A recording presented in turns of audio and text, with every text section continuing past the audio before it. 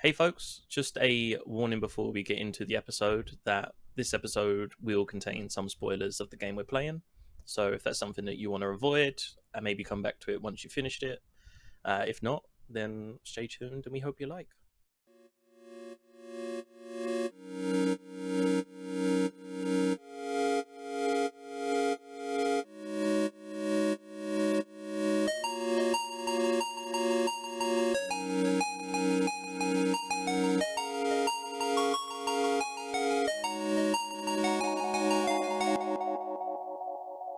Hello, friends. Welcome to Play Along Podcast, the podcast where we play through games. I'm your host, Jared, and today I am joined by my other two hosts, Kai and Ben. How are you guys doing today?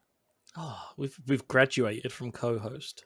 We are officially Yes. host. It finally happened. I thought that, And after... still have never looked at the Anchor dashboard, so fuck you.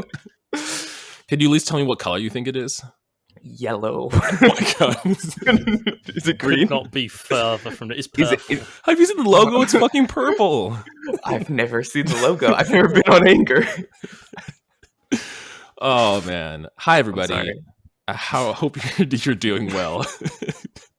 If you missed the last episode, we started our journey here in The Legend of Zelda Wind Waker. We went through a lot of the intro stuff on Outset Island, meeting Tetra and our pirate gang and taking on the Forbidden Fortress. We ended with getting the sail and ready to head out to sea from Windfall Island, setting out to Dragon Roost Isle. Indeed.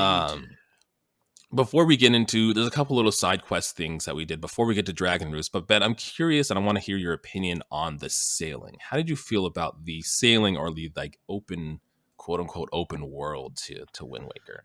Because you get in and that music kicks up. And just Not gonna lie, I was very disappointed. So the first thing I did is I set off from Windfall Island, and I was like, okay, he wants me to head south because we have to get this pearl that he talks about. There's these pearls that we have to get to stop Ganon. And I was like, cool, but to the west is a big fuck off island in the distance, and I want to go explore that. And then you get to a certain point, and he's like, "Oh no, we are nowhere near ready to be exploring this." And he physically turns you around and sends you back the other way. And that was kind of disappointing. It was kind of disappointing. I get it because this isn't Dark Souls. All of these bosses are going to require certain items and things like that. And if you go to an island later down the line and you don't have the right item, it's just going to be a bad time. So, while it's understandable, I was a bit disappointed. Yeah, and that is really the initial sailing. I mean, right when you start, and we'll talk about this later, but eventually you'll get a way to change the wind direction. In the beginning, that's why. It's because you can only go south. That's where the wind's blowing. That's where your destination is heading. But after you finish Dragon Roost and after you kind of have open reign again, you can go where you want and you won't have that restriction. He won't tell you to does he tell you to go, oh wow, really? Yeah, because I tried heading from Dragon Roost. He wanted me to head a certain direction towards Forest Haven, and I was like, oh okay, but I want to go this direction because there's a big island. No, I couldn't travel to the big island. Does he do the same thing where he flips you around? Yep. That's fascinating. I guess I've never he's like, oh, he's like, time is of the essence. We must we're not ready to be here yet. We must continue our journey. That's so interesting because I know there's islands that you can go to or you can explore that don't have anything to do with the story, that you cannot go to. That so there's a volcano and there's an ice island that you can go to that have nothing to do with the narrative. So I believe I did find that volcano island, but essentially what it looks like is on the map. From Dragon Roost, it is a straight column south to Forest Haven, and anything kind of within that area is free reign. But then if you try to venture all the way to the west or all the way to the southwest, you can't do it because I think I had something and I wanted to take it back to Windfall, and he wouldn't let me go back towards Windfall. I had to go towards Forest Haven. That's fascinating. Interesting. Yeah, I guess I can see that. That's a little disappointing if you had like the idea of being able to explore everything, even if like you get to places where you can't do anything. But I mean, I will say the game was like, go south, and Ben was like, no. Yeah. Well, no. You can't tell me what to do. You gave me like, because essentially the way they frame it is like your destination is to the south. Yeah. And so I was like, well, you've given me this big fuck off ocean. I've got a map. I've got treasure charts. You know, I couldn't even go and find Tingle. That was the first thing I tried to do from Windfall Island, is I tried to go to Tingle's Island on the map that he gave us. Couldn't even go there. The dragon, the fucking boat stopped me. Good old boat lion. Yeah, that's fascinating. I don't think that that's something they would have changed in the remake, but I'm going to try to diverge away from the main path and see if I get the same thing. Because I think from just experience playing the game, and just same with Ocarina of Time, where I just have like almost like autopilot and doing the things where I remember doing and not deviating from that. So I'm going to try to mix it up a little and try to get off that. Yeah, it almost seems. Yeah, exactly. It almost seems like almost like blinkers. Like you get given a direction and you can explore anything within that direction. Right. You can't venture past that. There. If there just so happens to be an island that's on the way to your next destination, like Pawprint Isle, then you can explore that. You can go to that. But if there's something that's, deviated from the main path, then it's like, well, hey, you gotta no, you gotta stay. You gotta stay in line. That's interesting. But speaking of Pawprint, I believe you guys you did go there. Yeah, one of the first little isles that you can go to on the way to Dragon Roost is Pawprint Isle. It's a small island, nothing too crazy. If you look at it from the top, obviously it's in the shape of a pawprint. It's a little flat surface with little islands, smaller islands around it. But there's almost like an egg shaped thing or some kind of dome that's on this island, and the entrance is kind of hidden. You have to cut away some grass and crawl through to find it. But when you get inside, there is a bunch of red choo-choos. This is kind of your first forte with the choo-choos in this game. They're pretty easy. They take a couple hits, 1 or 2 hits to take down. But one of the really fascinating things about Pawprint Isle is that there's indications for you to come back later, because there is a hook shot spot, because right now at this point you don't have a hook shot, and then there was a rock that you could bomb, and at this point you don't have bombs either. So in theory you can come back to this isle with more items and explore this further. I mean, I don't know if there's anything that you can find in here past that, other than maybe like heart piece or rubies or something, but I think that the idea of coming back here with new items and being able to explore already existing or an island you've already been to further, I think is really cool. So I think that's kind of a cool concept. Yeah, I mean, that's why I left, because I couldn't find the entrance. And so I kind of came to the conclusion, I was like, oh, okay, I need to come back with a bomb and blow up this boulder, and there'll be like a hole for me to jump down, and then I can do it. Yeah. But yeah, when I was looking through the walkthrough, I was like, oh, okay, yeah, you just cut the grass, okay. Yeah, I think the thing that we found in here was a treasure chart. We found another treasure map too. Okay, another piece of treasure. So leaving from Dragon Roost Isle, there is other little things. Every now and then you'll find little rafts, or there'll be kind of these lookout towers that have bokoblins on them, and then you can fight the bokoblins and find items and get rupees and everything. And there's a couple of those leading to Dragon Roost, but nothing too crazy or anything. Yeah. Nothing at the minute. There was one thing that was crazy: a giant squid monster. Demon, oh, that's right. In which I had no way to fight off. What? Which was a great start to a chapter. Well, it's funny too, because I'm like, okay, yeah, I had been playing pretty much most of the time. I was like, okay, Kai, here, you play. And he's like, oh, sweet, let's play. And, like, sails forward, and immediately, like, a whirlpool appears, and a massive squid with, like, 16 eyeballs comes out of the middle of the water. And you have to have ability to fight it. No, you have to have arrows or bombs to kill this thing. So pretty much we had to sit there for 5 minutes, slowly spinning around this whirlpool until we got sucked up by the squid, and it shot us in a different direction. Wow. So it's not even like a what do they call them? The Octoroks? It's not even like a... No, it's we see them a little bit on our way to Forest Haven. Like, they're kind of outside that. It's a massive version of that. Okay, right. That's crazy. So the first time I gave Kai the controller, he's like, I can't do anything. Yeah, that's what we call sod's law here in the UK. Sorry. Yeah. It's okay. It's all good.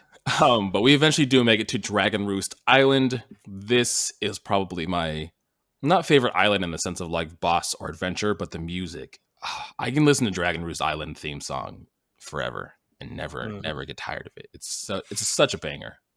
Yeah, if you haven't listened to it, please do. It's the same as we said last episode about like that music that you don't even know is there, and it's just a part of the atmosphere and a part of the environment. Like Dragon Roost does it perfectly. Yeah, exactly. We'll play a light clip of it now.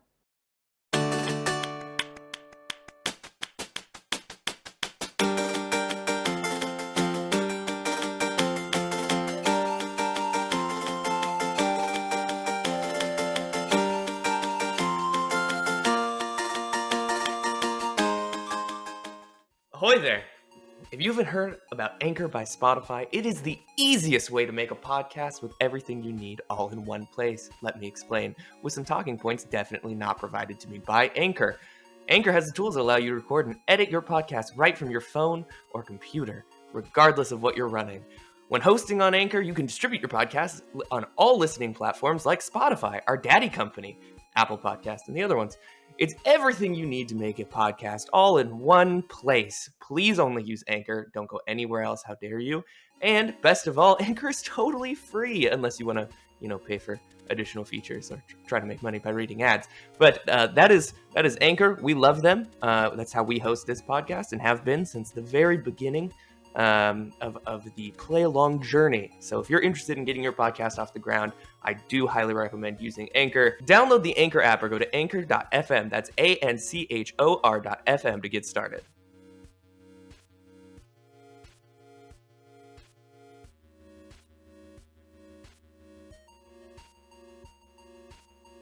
Go give it a whirl. It's a great platform. Thank you.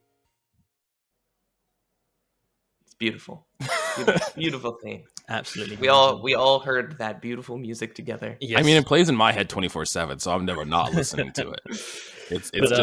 It's always there. What is the main talking point of Dragon Roost Island?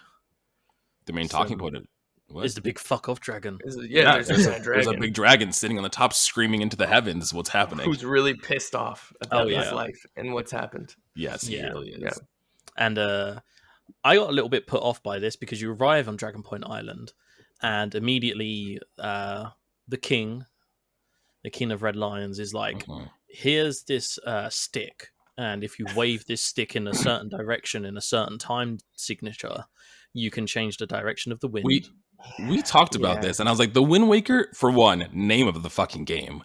Two, very important item. It's just like as you're leaving, you're walking away, and it's like, oh, I forgot. There's this stick. Use it. Goodbye. And you're like, that seems like I was overwhelmed, right? But bear in mind, okay, right? I have only ever played Ocarina and a bit of Majora's Mask. So you just hit the notes. Like even in Majora's Mask, okay, it changes to like Goron drums, but it's the same input. Yeah. And all of a sudden, he's like, okay, so there's this dancing red light flashing across the screen. You need to hold the stick in the right direction. And if you move the left stick, you can change yourself from 3/4 to 4/4. And there's also 6/4, which, by the way, if anyone knows anything about music, 6/4 is a fucking weird time signature to even have. Like 3/4, 4/4, like 3/4 is weird enough, but 6/4 is like, okay. And so it's like, well, I started fucking around, right? Because I thought... It's trying to play Stairway to Heaven on the Wind Waker. Yeah, exactly. I was like in 6/4, there's lots of notes. I was like, is there a way for me to play like Zelda's Lullaby or like Saria's Song or something like in it? And just nothing was happening. So I just gave up in the end. I was like, okay, right, cool. Fuck this. That's another thing that I guess I really haven't like thought about experimenting with, because I pretty much was like, oh yeah, I do the songs that I have, the one that changes the wind, and obviously we get more down the line, but played like Saria's Song and like Zelda appears, or Saria appears, not Zelda. Well, because if I remember rightly, most of the songs in Ocarina are like 6-note songs. Yes. They're like 6 input. The ones you end up using the most for sure are absolutely ones. So I was like, I might try some more. because I played from memory, and I was like, I'm pretty sure it's like up, down, left, up, down, left. I'm pretty sure that's Zelda's Lullaby. But I might actually look at the inputs and go back and try and play them in 6.4 and see if there's like any little Easter eggs that happen or anything. Bro, if you find an Easter egg like that, I'll blow my mind because I've played this game so many times and never messed with the time signature. You've never thought to like try and play like the OG 6-note songs? I don't even know if there's. I mean, there probably is, because why would it be there if not? But I don't even remember songs in 6.4 that you get that are necessary for this game. Like, I don't even remember if there are two types of people in this world. There are people when told to go south, they go west. There are people when told to go south, they play the fucking plot of the game.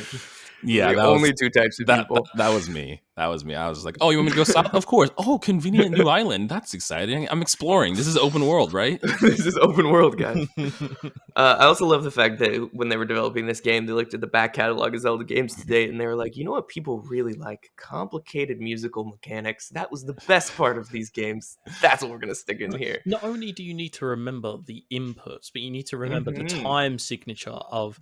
I mean, really, it's kind of like...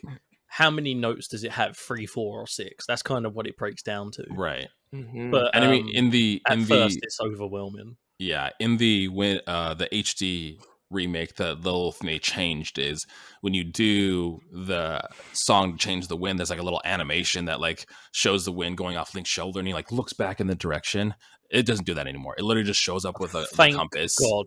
And you get to do your direction. It's just like and like the wind blows in the direction. How would you know that the wind changed direction if your main character didn't react to it? So I didn't know until the Forest Haven later on that you can actually make it go like southwest, northwest. I thought it was just 4 points to the compass. So I'm trying to jump across stuff, and I had to change the wind like 4 or 5 times. Oh to no! Get to the end of the Forbidden Woods. So sad. And every single time he changes the wind, he does this like expression and animation as if it's never happened before, and he's like, "Oh, yeah, no, they cut that out." If you could change the direction of the wind, it would be amazing. I'd be probably bamboozled every single time. Like the first like, like 4 times maybe, and then on the 5th time, I'll just be like, "Yeah, cool." That way, please. Cool. I am the god of wind. I'm the god of winds. That way. So we are here at Dragon Roost Isle, and the goal for today is to get Din's Pearl. It is the first pearl that we need on the adventure, the typical Zelda 3s. Get the 3 colored things and save the world. The residents of Dragon Roost Isle are the Rito, which we met one of them in the very beginning of the game. He was the mail carrier guy. Is it Quill people? Quill? Yes, that sounds right. Bird person. It was bird person. Bird person. Yeah. There is definitely a theme of bombs that are around Dragon Roost Isle, with lots of large rocks that look bombable and lots of bomb flowers that you can pick up and use to explode said rocks. You do a couple of that to give you a path up into Dragon Roost Isle, into the little living area where all these Rito are. And you are met with the Chieftain. He's the chief, right? Chieftain. Yes. Chieftain. You don't meet the Chieftain straight away, do you? Oh no, yeah. When you enter the cave, you do. Yeah, sorry. Yeah, you enter the cave. I think you run into Quill right before you get in there, and he's like, "Hey, how you doing?" He's like, "Oh my god, you survived! You're alive!" Wow. I saw you get launched out of that cannon. Don't ask me why his accent is Jimmy Stewart, but that's oh my god. Look up there. You're alive. You're alive. Yeah, when you get into the Rito village, the chieftain's there, and he talks about that their god, their deity Valoo, is very angry. He's very upset, and he asks for your favor if you can try to figure out how to quell Valoo's anger. Is that what he says? Oh. No, he's like, he's like, the dragon, as you can tell, the dragon is very angry because Quill's told him that we need the pearl to progress. Mm-hmm. And he's like, oh, I know the dragon's very angry, but my son is being my son's being a little asshole. Can you go talk to him? Yeah. Can you go talk to him? Prince Komali, that's what it is. Yeah. The little prince dude. Yeah. you go and talk to him, and he's very standoffish, and he's like, I don't want to talk to you. I don't know who you are. And he has the pearl. He's some like literally Dragon clutching it in Ball looking motherfucker. Yeah, exactly. And a lot of ducks. Like, oh yeah, he has a lot. It's like a weird amount of ducks. Like me and Jerry were talking when we were playing through it, and it was like, he must have said he liked ducks one time, and his dad's like, this is all I know some about father that doesn't like ever listen to him, and he's like, yeah, Dad, thanks for the duck, and he's like, that's what my son likes, ducks, and then that's all he gives him for gifts. I can tell you one thing about my child: he loves ducks. He loves ducks. As a side note, so Ellie's stepbrother used to buy his mum Ferrero Rochers. Oh, nice, classic. Yeah, classic. He bought them her every Christmas. Bought them for her every Christmas for like 9 years, only to find out she doesn't like them. He bought them once when she was like 6, and she was like, "Oh my god, thank you so much!" And he just latched onto that and just gave her Ferrero Rochers every single year. That's and fantastic. She never eats them. She just re-gifts them to people, or like gives them to co-workers. If someone gives you a shitty gift, tell them. Just tell them it's shitty. Don't pretend you like it. Plushy ducks for like 40 minutes straight. No wonder friggin' Prince Kamali is so upset. He's a distant father that just gives him ducks as a way to fill in the love that he doesn't provide. He's just like, I mentioned to my father once that I have a deep fear of ducks. And all he took away from that was ducks. I'm surrounded by demons constantly. He's always anxious. After we're done talking to the chieftain, Quill does come up and he gives us the delivery bag. So now we get to hold mail, all the mail that we need. One of the other characters. Medley. Yeah, I was like, one of the other characters we meet is Medley. She is studying to be the attendant of Valoo, of the giant dragon that's up there. And she wants to be able to go up there and quell his anger, or find out why Valoo is angry in the first place. And I think after that is a win, because the chieftain gave us a letter to give to the prince. Yeah, Prince Kamali. Yeah, because Prince, when you first go into his room and talk to him, he won't even like give you the time of day. He's just like, whatever, get out of here. And then when you show him his father's letter, then he's like, you think you can do anything to Valoo? Like, good luck. Like, if you can, I guess I'll give you this orb. Oh yeah, take a duck on your way up. Yeah. Could you please take a duck when you leave? That's it, because Medley tells us to meet her later on outside Dragon Roost Cavern. Mm-hmm. She doesn't say why. And then the whole reason that the chieftain needs the prince to come around is because as a coming of age rite, you are meant to go to Valoo, who is the dragon god of this island, and he gives you a scowl that apparently then gives them the wings they need later in life to fly and essentially be a Rito. Yeah. But obviously with Valoo pissed off, they can't get the scale. And so we go to Kamali and we give him the letter, and he's like, oh, it's easy for him to talk about courage and stuff. And he's like, what do you know about courage and blah, blah, blah, blah, blah. You're like, I'm the fucking hero. Yeah, I'm the fucking Wind Waker. I mean, did you see me playing songs out your window? I was changing the wind all the time. How inconvenient is that for the birds? Like, the bird people, they're flying, and then halfway through, the wind changes south, and they blow in the opposite direction. Well, that's every other ship on the sea. I know. Like, what the fuck is happening? I mean, not to mention the environmental impacts of being able to change the direction of the wind at will and violently. So. The wind gods are upset, and it's just like a 12-year-old boy that's just like changing the winds every like 4 seconds. Yeah. So I don't know about you, but before I went to meet Medley, I went and farmed some rupees from the dude up top with the sorting minigame.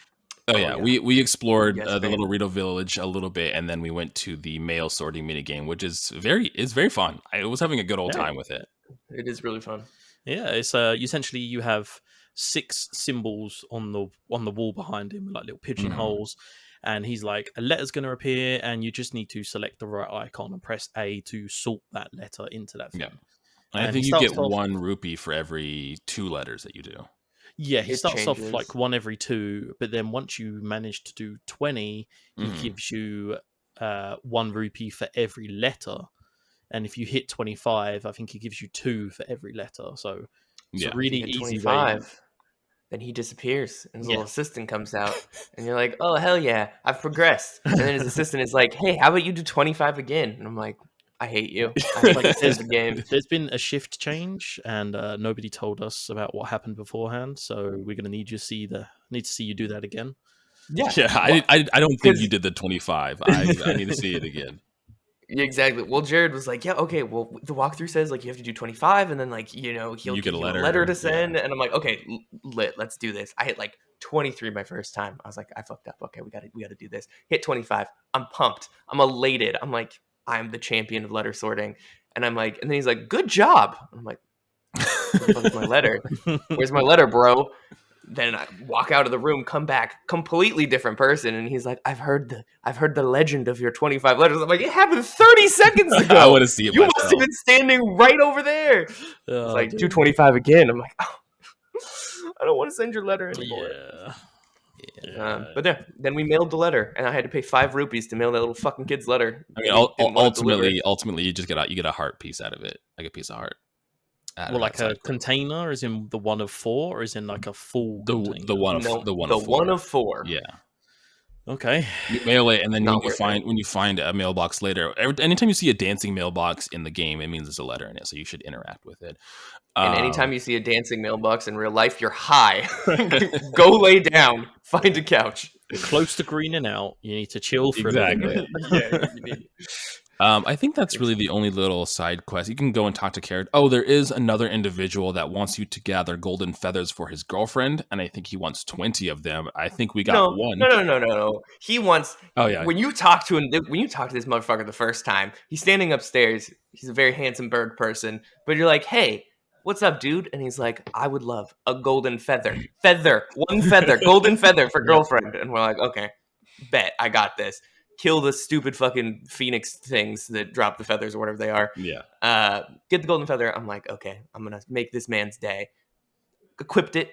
Give him the feather. He's like, 1 feather's pretty cool. You know what's even cooler than 1 feather? 20 feathers. I'm like, the fuck? Yeah, we just said nope and moved on after that. We're like, nah, we're good. Never mind. I was going to help him, but then he was like, oh, I've promised my girlfriend that I will get her a golden feather. And he's like, in fact, I actually told her I already have it, but I don't. And I was just like, do you know what? That sounds like a you problem, man. I got a and you know what? I wouldn't be upset if he told us beforehand 20 golden feathers, because we go into essentially the temple, and then again you fight these vultures to farm them. I would have been like, okay, fine, I'll do more. But can you do it on the island? Because the first golden feather I got was at Forest Haven. Oh no, if you kill the birds, they drop on the island. Yeah, on Dragon Roost. No, I will add this though. It's fucking impossible. Oh yeah, because if you kill hit them over a piece of land. Yeah, exactly.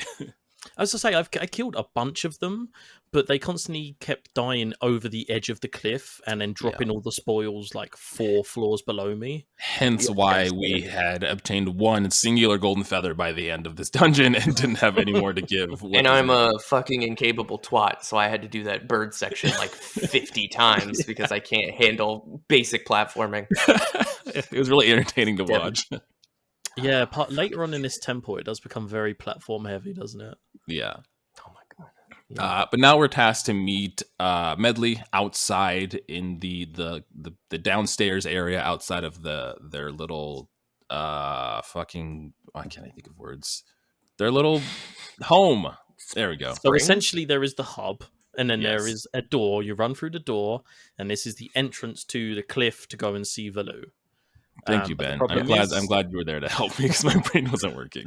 The problem is the bridge is broken and a giant boulder has come down from Valoo throwing a temper tantrum. Yes, his rage has blocked the spring that used to be there. And these bird people who can fly have essentially gone, oh no, there's no way for us to get to Valoo. What are we going to do? It's like a fucking 15-foot gap, man. Like, okay, whatever. Yeah, you can 100% fly. I wonder if it's just like only like attendants of Valoo or people that are like going to get their wings can like see Valoo for some reason. So it's like Medli, it doesn't necessarily, she can't fly quite yet.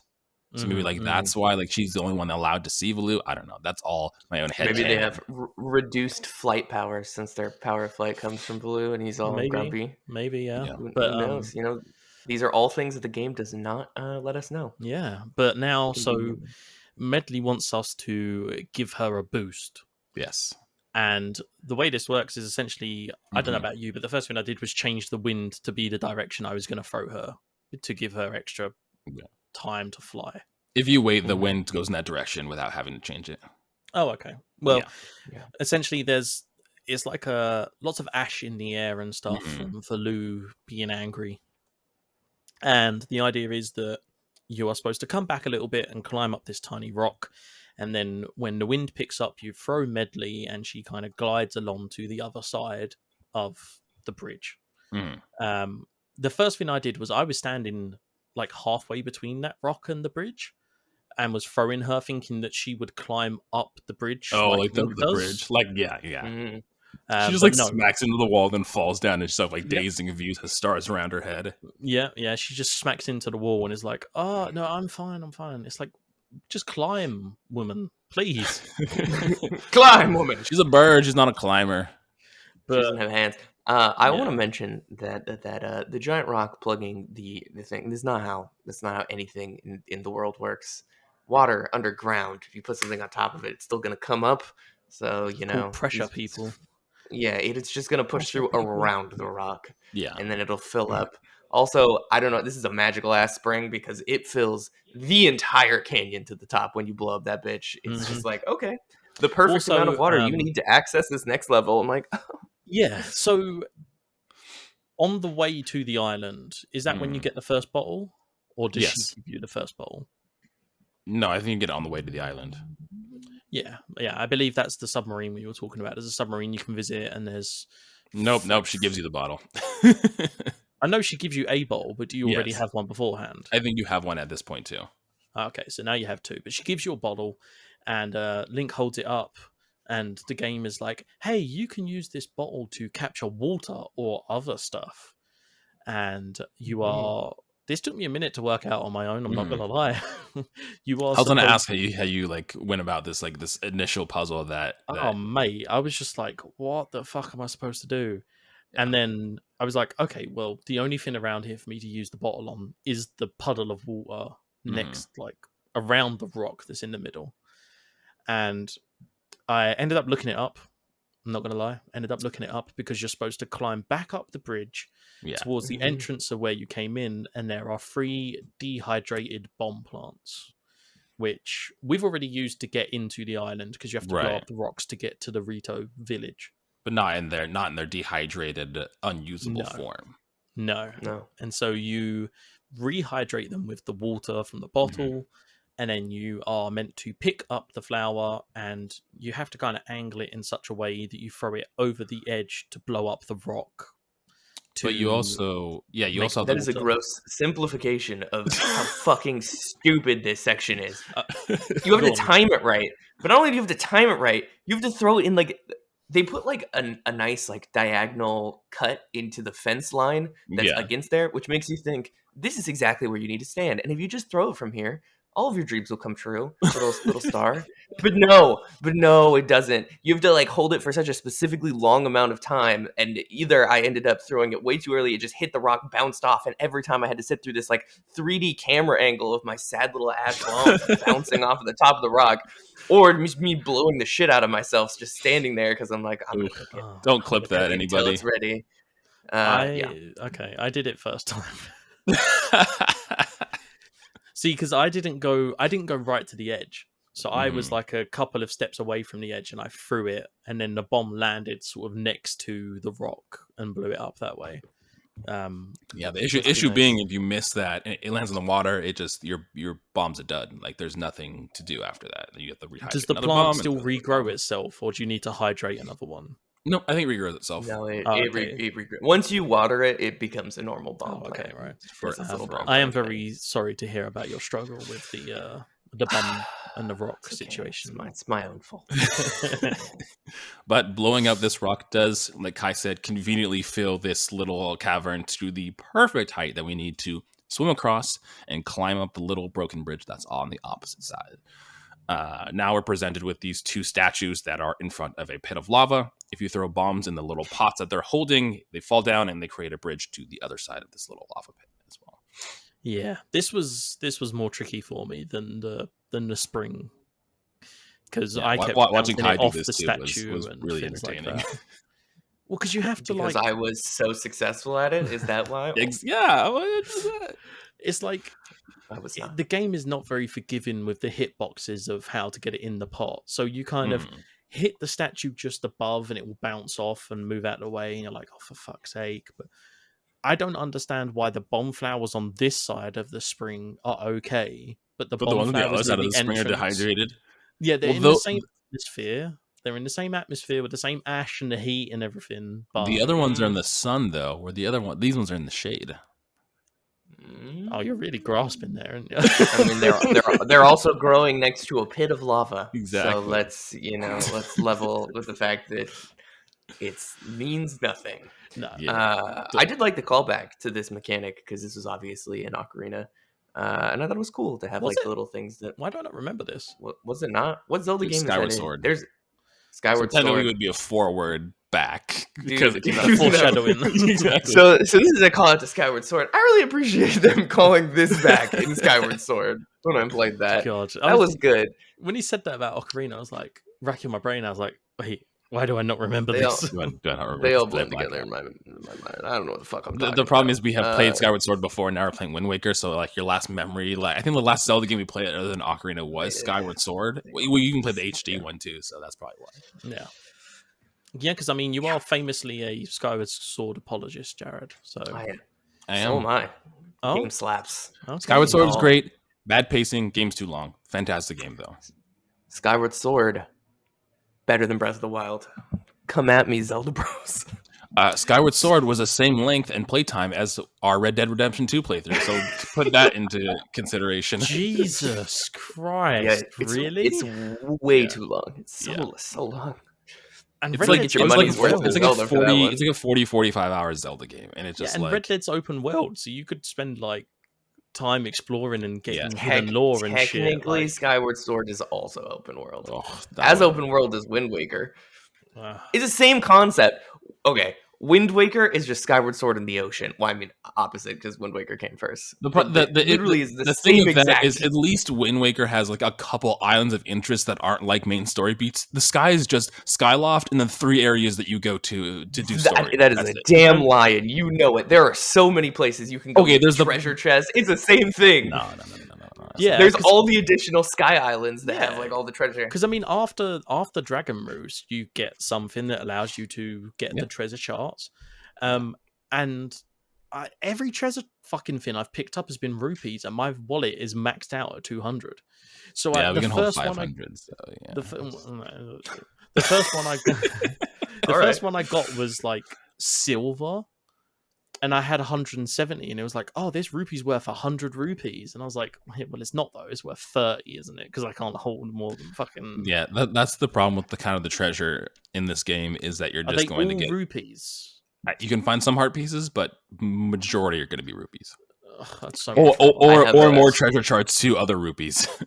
I have a lore question, or more just a physics question. Yes. Okay. Rubies change value based on color. Mm-hmm. But they're all the same size. Yes. So how can you only hold a certain amount of rupees? Because 1 rupee and 100 rupee would take up the same size. They're different weights. So theoretically, in Ben's case, he could just drop a 1 rupee and pick up 100, and the size would retain the same amount of volume. I think I would actually have to kind of side with Jared on that one. I would assume that they are made of different crystals, material, yeah. So they have different weights to them. That's what I was thinking. It's the same principle in D&D. I sorry to talk about D&D, but 10 copper pieces equal 1 silver piece. So you can just it's the same as money, isn't it? It's if you've got 10 ones, you can just change it for 110. Yeah. So you're saying that if you get 100 green rupees, they Voltorb combined into 1. See Voltorb combined? Rupee? Yeah. Whatever. They all individually stand up and Dragon Ball Z fusion dance and turn into a silver. I like that. Okay. I like that idea better. I'll buy that. I just needed an answer. I need to know what happens inside of our wallet. That I would assume it's a weight thing, because otherwise, That's like you said, it doesn't make any sense. They're just different colors, but the same That's what I was trying to figure out. I was volume wise, this doesn't make sense. You should be able to hold as many big rupees as you want. Yes. Just throw them little rupees out. But now we are in the first official dungeon of this game. We are in Dragon Roost Cavern. And I don't think we necessarily need to go through every kind of aspect and every single thing that happens in this dungeon, or we'll be here. We definitely need to talk about the teleportation pots, because that is like... Oh, yeah. I fucking loved that. Yeah, being able to teleport from different areas of the map is fantastic. It's a great addition to these Zelda dungeons. Oh, we should say, before we go, you don't actually learn the wind requiem to change the wind temperature from the king of Red Lions. Yeah, you learn after you beat this dungeon. Oh, I learned it before. Yeah. But you can learn it at any time, because you just run through the hub to the shrine on the other side of the island, and there are two stones. We did this after we beat the dungeon. Yeah, you don't need it for the dungeon. No, not at all. Because I mean, afterwards, there's a comment made by the chieftain who talks about the shrine and stuff. So yes. But basically, one of them is full and has the 3 notes of the Wind Waker's Requiem on it, and you play it, and the god of wind appears and is like, "Oh, you're the new Wind Waker. Oh, my brother is being a dick because his stone got destroyed." And so if you see cyclones at sea, that's him. He's just messing with people because he's annoyed. Say hello for me. Which doesn't work. I tried to play the Wind Waker's Requiem next to a cyclone, thinking it would be like, oh, I've changed it. No, nothing at all. No. You unfortunately need, again, projectiles for those things. I.e. bombs. Okay. Or actually, I don't think bombs work. I think you need arrows specifically. Yeah. What do you want to talk about in terms of this dungeon? Because it was all fairly straightforward until the later part, I'd say. Right. All very straightforward. This is essentially our fire temple. For this first one is the fire temple. It is, and we're going through this cave, various cave sections that we do, various ones that have lava and fire. I guess just overall, Ben, how did you initial thoughts going in, and how did you feel about this dungeon? I fucking loved this dungeon. Dragon Roost is great. I like Dragon Roost. Liked its dungeon, just because, like you said, it's super easy to understand mechanics for a first dungeon. It's a great first dungeon to put in the game. You get to a point where it's like, oh, I don't know how to progress, and you see that there are panels. Mm-hmm. And it's like, oh, there's a torch, and this bokoblin dropped a stick. So if I pick the stick up, I can burn the thing. Mm-hmm. And the water pots as well, throwing the water pots onto lava to make platforms. Genius. To make them make platforms, and later on, you even use it over a bubbling section of lava to propel you up to the next area you need to get to. It's just brilliant. Yeah, it's the only time I needed to look at the walkthrough was when I messed up later on with the object of the temple, the item. I see. Gotcha. I messed up. Basically, you're meant to use the object to travel down the side of the cliff, and I went back in towards the boss room instead of going down. And that's what confused me, because I lost my sense of direction. Because I couldn't see where I was meant to go. Yeah, even though it's pretty straightforward, linear in those sections, it's pretty easy to get kind of turned around if you are going in a place that you're not. If you kind of deviate from the path there, you can kind of get turned around. Kai, how do you feel about Dragon Roost Cavern in the nonchalance of Zelda dungeons? The nonchalance? That wasn't a real word. I made up a word right now. The nonchalance. I like it. It's nice. Nonchalance. I think this dungeon's a good starter dungeon. Not to make this a shit on Breath of the Wild podcast, but it's what I bring to the table, to be honest. I like the environmental effects of the water pots into lava making a platform much better than I like the magic of Breath of the Wild, where it's just you have you can create an ice block out of thin air, and it's just I think this would have been a better approach for them to have taken if they actually used the environmental design as part of the dungeon mechanics, rather than trying to put some weird magnet mechanic into the game. And this is very your stereotypical Zelda dungeons, which I think is nice. It's very reminiscent of all Zelda games, in that way. I think the puzzles were relatively easy to figure out for the most part. I mean, it is to Ben's point, it is easy to get turned around just because a lot of it looks similar. Yeah. And a lot of caves, a lot of lava, very hard to a lot of bridges, a lot of lava, a lot of caves, a lot of jumping around stuff. And yeah, I think some of the platforming in here suffers from the fact that like the camera can get janky sometimes, especially there's a section where you pull out a block and you're jumping across onto the block. You always land like right in front of it, and the camera like is way too close to your face. And then it like aggressively pivots, and you're just looking at yourself, and you're like, "What the fuck is happening here?" But no, like overall, it's good. The enemies, I like the like surprise enemies that hide behind the wooden kind of like barricaded sections, whatever the fuck. Oh like, yeah, and you like break them down in the bokoblins. Although sometimes they'll be in pots.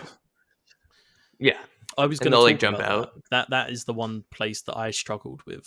Is that sorry to cut you off, Kai. There's no, go for it. There's a room where you come in and the door locks behind you, and there's a bokoblin standing in front of you, and you kill that bokoblin, and the door doesn't open. Like, you know, normally Zelda fashion, there's rooms where you kill the enemies in the room and the door becomes unbarred. So I'm like, what the fuck do I do? And it turns out that there are 2 more bokoblins hiding in pots somewhere in the room, and you need to find them and kill them. And once you kill all 3 of them, then the door opens and you progress. Those are my those are kind of my 2 favorite parts of this dungeon. I agree with both of you that Dragon Roost Island, Dragon Roost Cavern is a fantastic intro dungeon. The water pots are so cool. Like, I think mechanically they work so well. Like, throwing them wherever they land, they create this platform for you to use. And in the beginning of the game, it is just using that to get from one side of these lava pits to the other side. But then you utilize them to get higher. You see these lava pits around every now and then, but now you can use these platforms to jump on them and get to higher up ledges, which is super interesting. And then the room you're talking about specifically, like at this point, if this isn't your first Zelda game, or you've at least played a couple other ones, you know that, okay, this room's locked. When the animation goes with the bars are on the door, I kill all the enemies and I proceed. And when you kill all the visible enemies that you can see, that doesn't happen. So you're like, okay, well, what do I do now? Is there a button I have to find? Do I have to light these torches to make a chest appear or something? And you eventually just start breaking pots because there's nothing else you can do. And you find out that the other 2 bokoblins are hiding in those pots, which is a super cool mechanic. I will say as well, is it's very clever that this was actually foreshadowed on Outset Island. Because one of the bokoblins is in a pot on a shelf on the wall, and in Outset Island, you was rolling into the wall to knock the shelves off to piss off the brain guy upstairs. The guy at the top. Yeah, I didn't even put those together. That's interesting. And now you roll into the wall, knock the pot off the wall, and the bokoblin comes out of the pot. Mm-hmm. So it's kind of like the game's sort of been like, hey, you know, this is a mechanic you can do where you can knock things off the wall, or you can like knock things off of something by rolling into them. So yeah. A nice little bit of foreshadowing. You can get a whole ass bokoblin in a pot, but you can only get 200 rupees in a wallet. Fucking physics of the Zelda universe, man. Yeah, I do want to talk about these pots though, because like I absolutely loved this mechanic. So there are essentially 3 pots throughout the dungeon that I found. There might be more. There's 3, I think. The 3 that I found were in the 3 key areas. So there's one in the entrance. Right in the beginning. There's one in the main lava hub where sort of everything branches off. And then there's one right by the boss room. And the idea is essentially that there's a boulder on top, you blow up the boulder and you get access to the pot. The 2nd and 3rd pot, if you jump in them, it will automatically take you to the entrance. And then if you jump in the entrance pot, it takes you to the 2nd pot. And if you jump in the 2nd pot, it will take you to the 3rd pot where the boss room is. Right. And there's a point in the dungeon after you get the item where you need to basically go back down towards the entrance, and you can use those pots to fast travel essentially back to the boss room. Such an interesting concept, because like there's so many times, especially if I think back to like the fire temple in Ocarina, and kind of how many times I feel like I went back and forth between areas to find keys to unlock other doors, to unlock more areas. If there was some kind of system in which you can teleport to kind of main hubs, whether that's like the very beginning of that fire temple or other entrances, I feel like that would make the running back and forth much easier to deal with. Yeah, I also I will say though, like, very convenient mechanic. Yeah.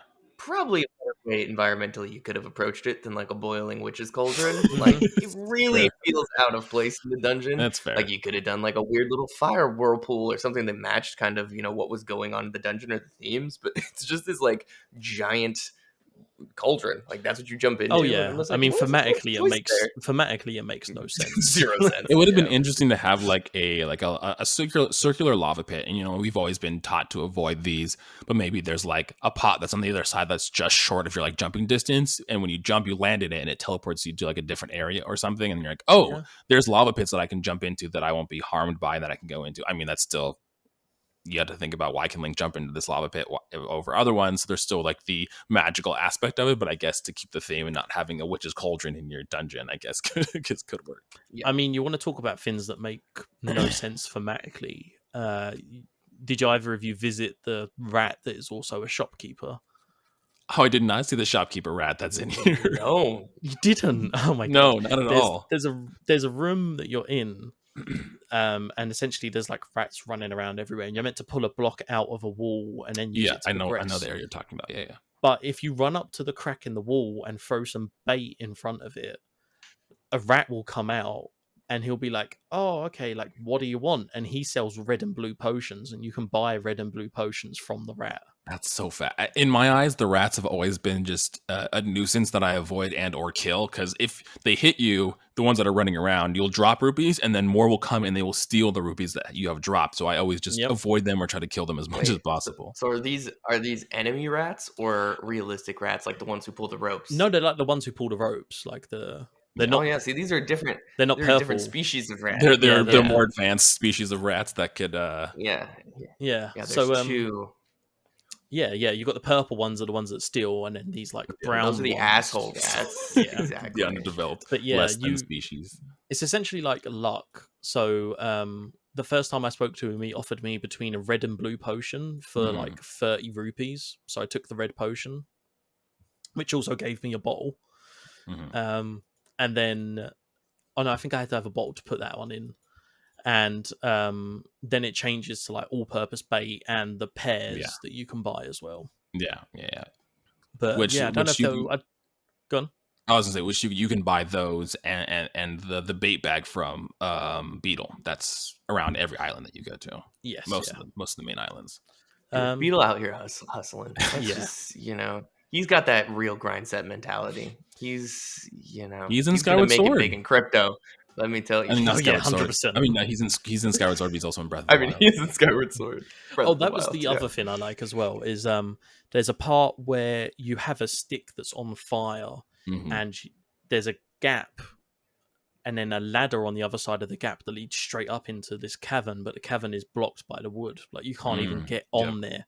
Yeah. And the idea is you have to stand on the other side and throw... Yeah, it's just after, I think. Yeah, you throw the stick across this gap to set fire to those, and I think there's like a treasure chest on the other side. I mean, this dungeon does a great job of like bleeding all of its elements together and making them flow and feel very natural. Another thing, just as we progress through this dungeon, what I really love is that you will go in and out of this dungeon at various heights of this volcano or mountain, and it's cool to go out one side and look down and kind of see where you are, and then go back in, and then when you go out, you're at a higher distance or higher altitude rather. And that's a really cool mechanic to kind of make this world seem realistic. Especially because the whole point of the dungeon is to progress to get to Valoo. Like, that's the whole kind of point. You're ascending to get to the top, and those points of interest show that, and they show that you are making progress. Sorry, I was going to say the last thing that I was appreciative of in this dungeon as someone who is sort of still new to Zelda games is that I found myself only ever having one small key at a time, and then that one small key opening a door.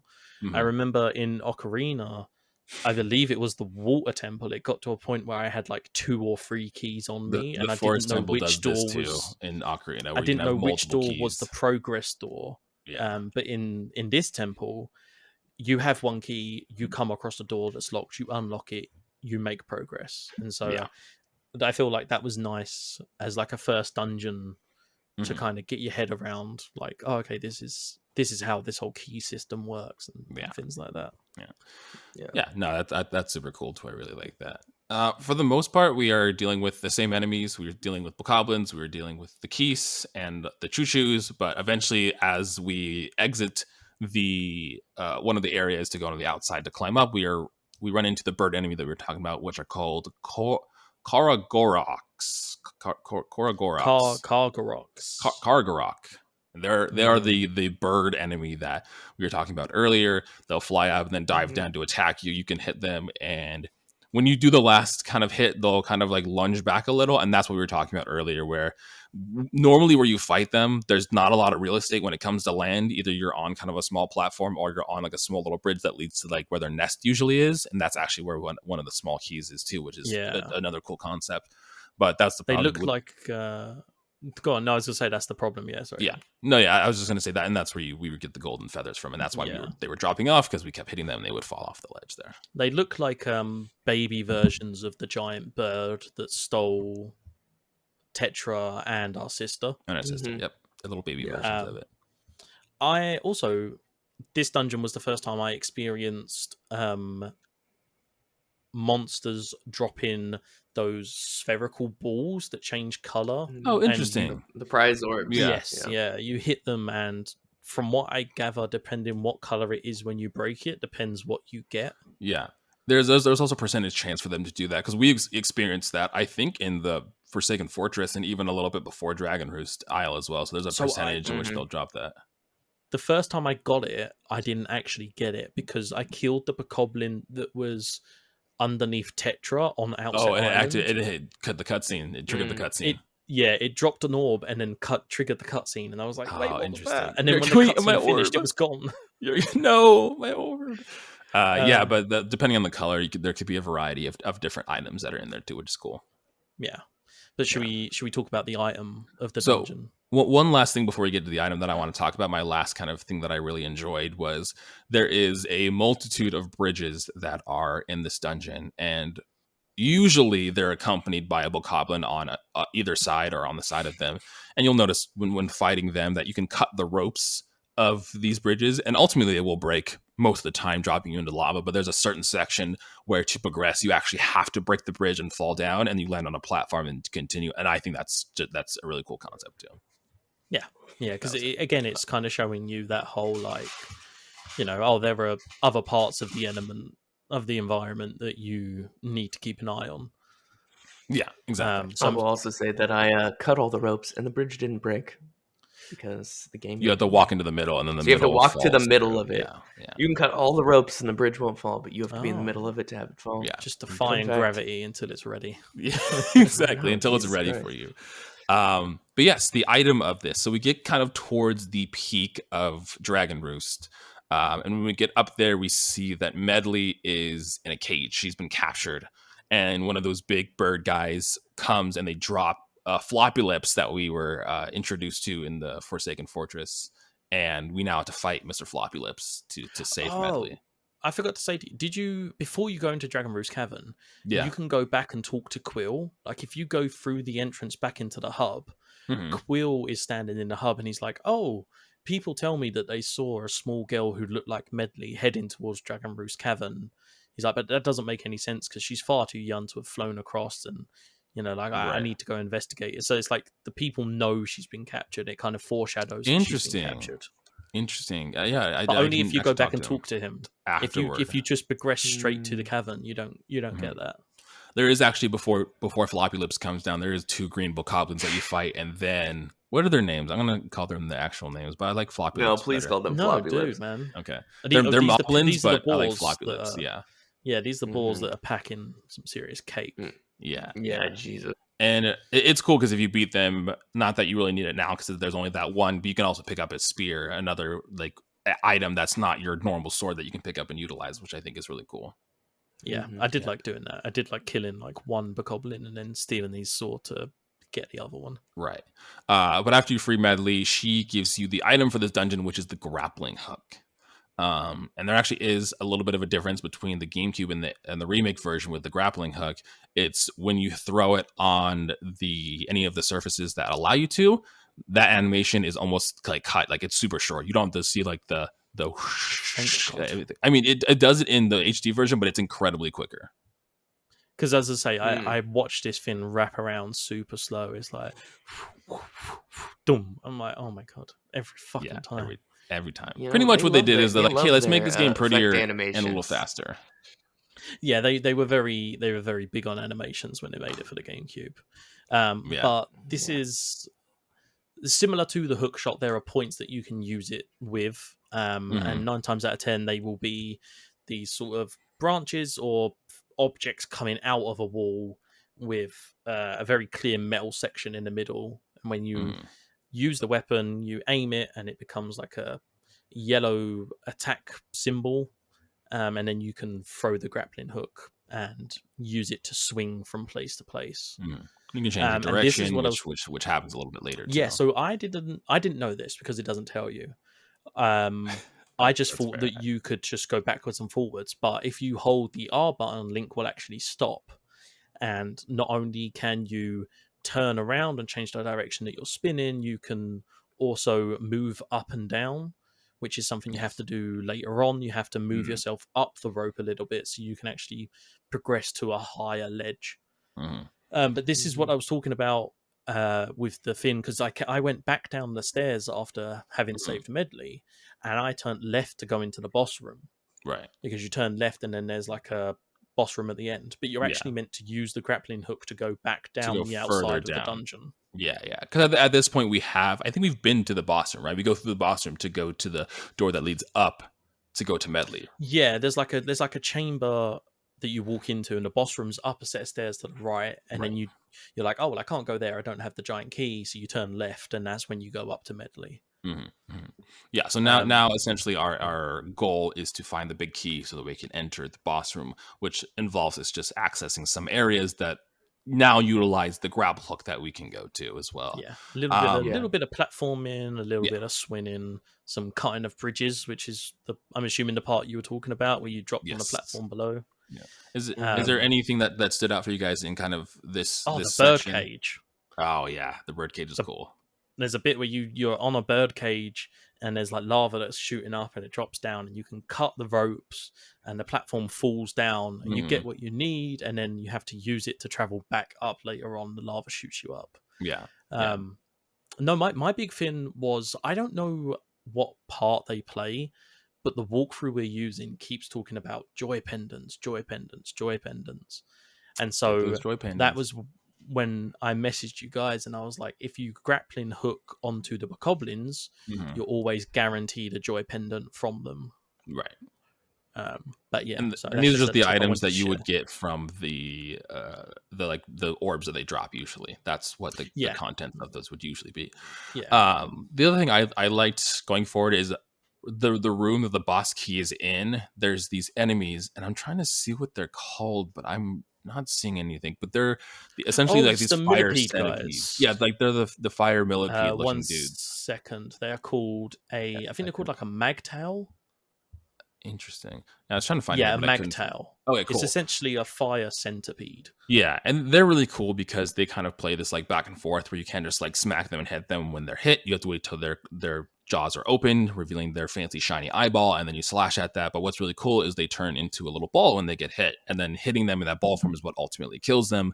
But where the room where the big key is surrounded by flames. The chest the key is in is surrounded by fire, and when you jump onto the button that's next to it, the fire goes away.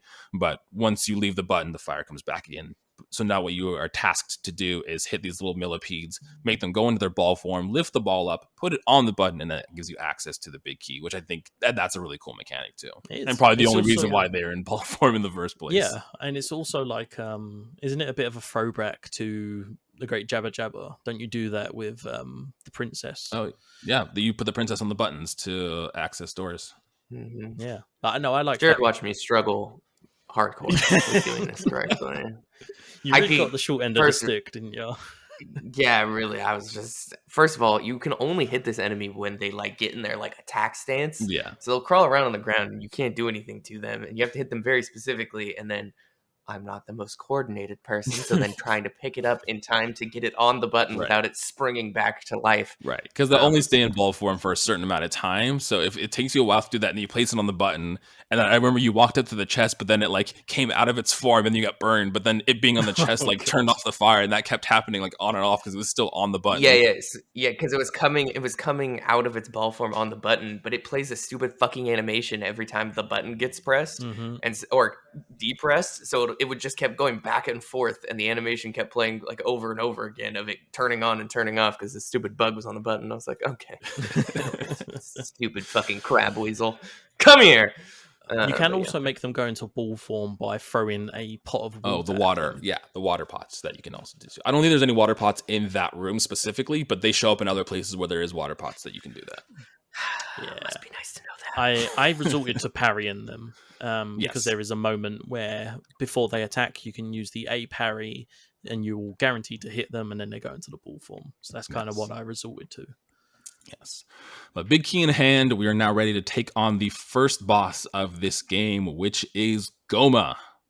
Wow. Before you enter the big room, did you prepare yourself with the fairies on the side? Yeah, I watched Kai open both the pots and just not fill them in his empty bottles and just grab them with full hearts is what happened. Okay, in my defense, we didn't know they were fairies. I didn't realize it. I didn't remember either. So my bottle was filled with water.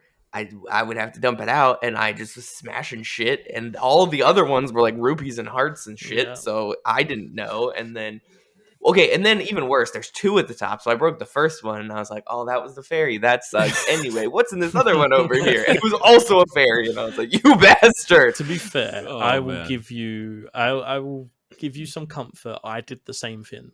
Because there are stairs with 3 platforms, and every time you smash, there's a platform on each, a pot on each platform, and the top 2 are the fairies. But like you said, you smash the other 2, and it's like a night crest, the night crest, a rupee, rupees, or something you collect.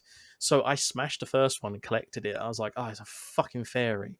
Smashed the other one, collected it. I was like, oh, it's a fucking fairy. So I just went back down the stairs, left the room. Oh, you just went back in and they respawn? Oh, that would have been smart. Respawned them, and then I captured... I didn't manage to capture the first fairy, but I captured the second one, and I was like, that'll do. Oh, yeah, no, I managed to get the third fairy. And that was it. And I was like, okay, like I can go in with 1 fairy. I feel like that's enough to take on the boss. So do the pots respawn when you come back into the room, or is all it just 3 of the pots, like on both sides? So you literally could just endlessly farm rupees. Well, until your bag fills up, and with only 200 in the GameCube version, that doesn't happen very much. Oh yeah. By the way, looked it up. How many joy pendants can you hold? Take a guess. 20. Unlimited. It's unlimited. Explain that bullshit to me. They don't weigh a lot. Dumb as shit. if you have like items, TikToker out here wearing so many goddamn pearls. If you have items with pearls, all consistent weights, unlimited. But if you have rupees that are a variety of weights, you can't hold that many. That has not been confirmed or denied, by the way. Like unlimited silver rupees is what you're telling me. That's what I'm hearing. Oh yeah, because I guess there's holes in my my logic. Yes, prepared or not, the boss. Whether you obtain those fairies or whether you did not obtain them, we go into this boss room and we fight Goma, which we realize that's the reason why Valoo has been upset, because Goma has been yanking on his tail and it has not been a good time. This is an interesting boss, and it's very.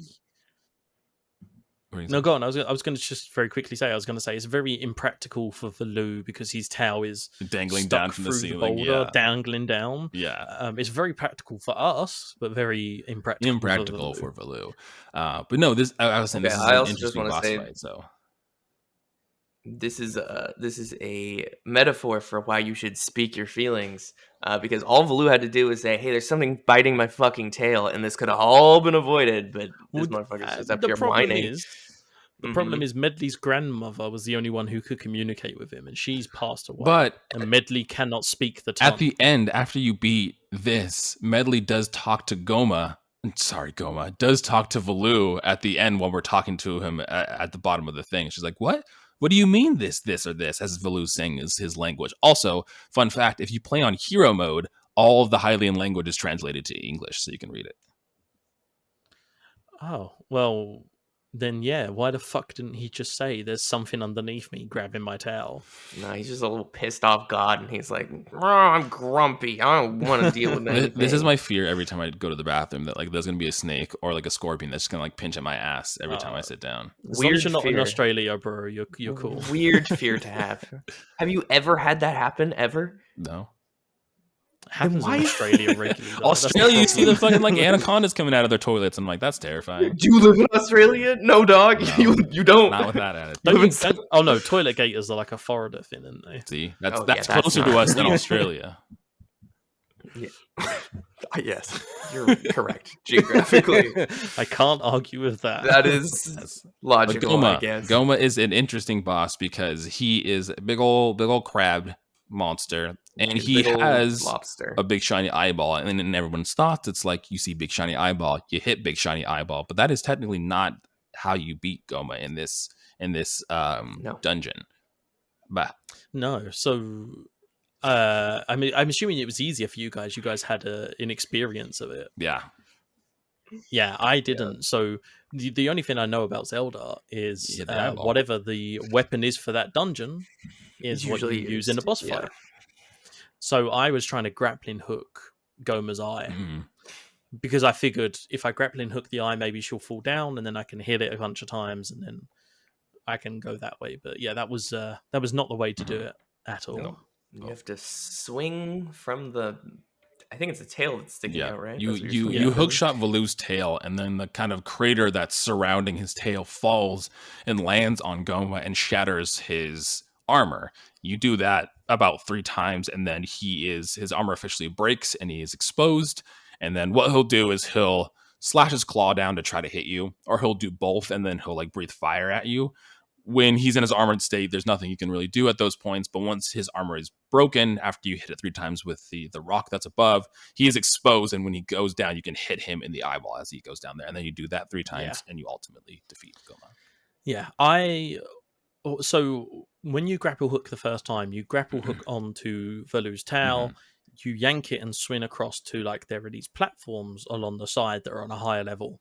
I just stayed on those platforms. I didn't go back down. Like, once I cracked the armor, I just used Valoo's tail to swing to the other platforms on the other side. I was like, I'm not even going down a level to give Goma the chance to hit me. I'm just going to swing back and forwards until I need to. Also, now we're the ones that are causing Valoo harm because we're yanking on his tail, and he does not appreciate that every time we yank on it either. Yeah, but what's the true evil? That's right. What is the true evil? We're doing it for good. Yeah, just a crab trying to get his nut, or the evil demon dragon god that has given weird humanoids the power of flight. You know, who should we really be attacking and killing here? Let's be honest. That's true. Yeah, that's essentially the boss fight. Ben, it seemed like it was a pretty much a breeze for you once you figured out that you can hookshot the tail and just stay on those platforms and that's it. Literally, once I started grappling hooking the tail, it was simple enough. And then same process once the armor's cracked, jump down, grappling hook the eye. As she went to breathe fire, she sort of leans back, you grappling hook the eye, pull her down towards you, and then you hit her. And I mean, it was just. That's why I like this dungeon. It's just a sort of simple, like, hey, this is what we do. Yeah. We, give you a weapon, and then it's incorporated in the dungeon and the boss fight. And also tells you that you can grappling hook enemies to get items from them. So yes, yeah, good. Did you guys struggle at all? No. I'm assuming you didn't, but no, it was who fought the boss? Jared. Yeah, I think I did. I broke the fairies. I did not even try. Oh, that's why you just gave it fairies. To me. It's like, that's fucking stupid. Here you go. Have the controller. Went to pee, came back. The boss was dead. So that's how quickly it took Jared. It is a very quick boss fight. Once you swing 3 times, that's like... oh shit, what happened? He's like, oh, it's over. I'm like, but you get a heart container. Yes, 4 hearts. And there is a very, very convenient portal, which now teleports you back to, I want to say, the beginning of the island. Right where we came in. Where Lion Boy is. And now Medley and the prince come down, and they're like, oh, thank you for calming Valoo. And the prince basically says, I wish I could be as courageous as you one day, and I want you to take Din's pearl, which is the gem that he was holding. Yes. And then that's when Valoo says the thing that you were talking about, and he says something about visiting the Wind Shrine, which is the game's way of prompting you to be like, hey, and that's when we went was at that time, and then we did the whole thing with the Cloud Brothers and everything. Valoo also does name you a true hero. Yeah. It's like, cheers, I really needed your approval, bro. Also, we should have just told freaking Kamali in the beginning, like, dude, we need this to save the world. Just like punch him in the nose and then take Din's pearl and then like let them deal with Valoo themselves. The world doesn't resolve around you. Just it resolves around me. Okay, I'm the hero. But you wouldn't have gotten the hook shot or the clamp hook or whatever it's called. The grapple hook. I don't know what it's called. The grapple hook. Clamp hook. Whatever. You know what I'm fucking talking about. It's a glorified fork on a rope. All right, guys. Let's be honest about what we got here. But you wouldn't have got that, and you wouldn't have had the warmth in your heart of being a true hero. Yeah, that's true. So, that's very true. But now Valoo giving us the approval that we've always needed. Absent parents never could. Exactly. Are you my dad? Valoo's our father. Okay.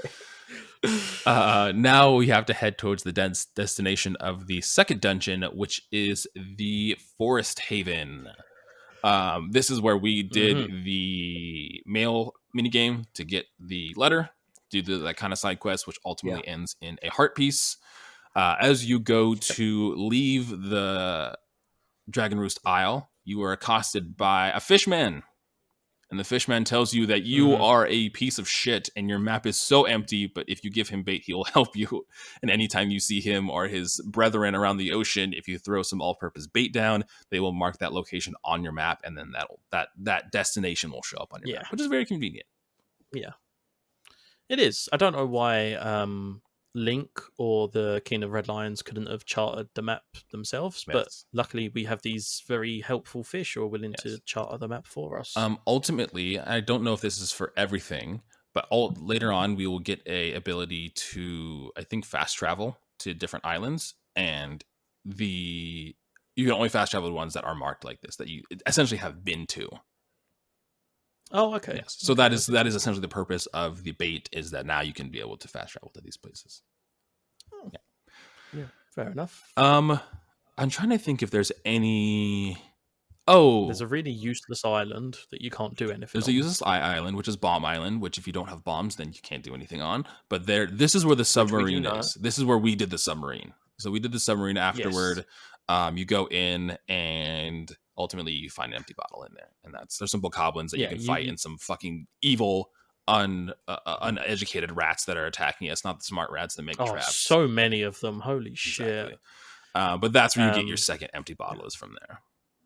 Yeah, that's it. And you just kind of charter all the islands that you go past, and just any encampments that you see, you go and fight the bokoblins. 9 times out of 10 they'll drop like joy pendants or rupees or something. Yeah, I destroyed all of those bokoblins that are in there. All those towers. 100% destroyed them. Some of them have cannons. That's new. Yes, that's fun. Some of them they have cannons. That was an inconvenience at times. Yes.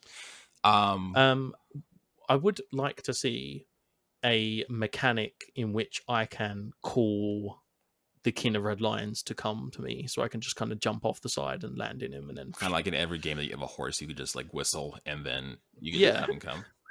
Just like, well, I mean, to be fair, he is a king. He's not a horse. Whistle at me. I am the king of boat people, and you will not summon me. Well, I mean, theoretically, this is kind of the Epona of this game, right? Exactly. In a it's sense, kind of the Epona. Yeah, that's so sad. I mean, you're telling me we can't wave our magic wand at him and have him come towards us? Like that just blow obvious. Like the wind in the direction of us and just forces him to pushes him slowly towards us because of the wind. That makes more sense than a teleporting horse dog, right? That's fair. Just saying.